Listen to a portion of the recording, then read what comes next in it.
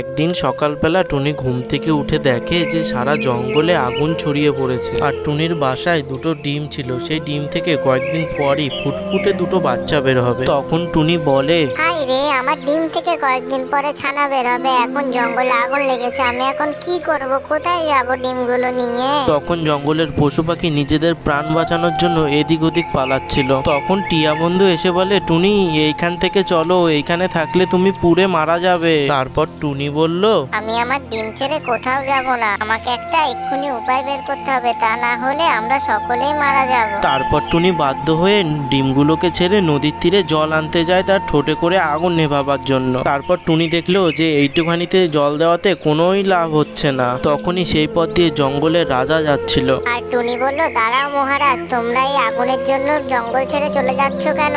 আমরা যদি সকলে একত্রিত হয়ে নদী থেকে জল এনে আগুনে দিই তাহলে আগুনটা নিভে যাবে। এরপর সকলে নদীর তীরে গেল জল আনতে। তারা সকলেই মুখে করে একটু একটু করে আগুনের উপর জল দিতেই আগুনটা আস্তে আস্তে নিভে গেল। তারপর জঙ্গলের মহারাজা সকল পশু পাখিকে ডেকে বলল, আজ টুনির জন্যই আমরা সকলে বেঁচে গেছি এবং আমাদের এই প্রিয় জঙ্গলটাও বেঁচে গিয়েছে। তাই টুনিকে আমি একটি এই পুরস্কার দিয়ে সম্মানিত করলাম।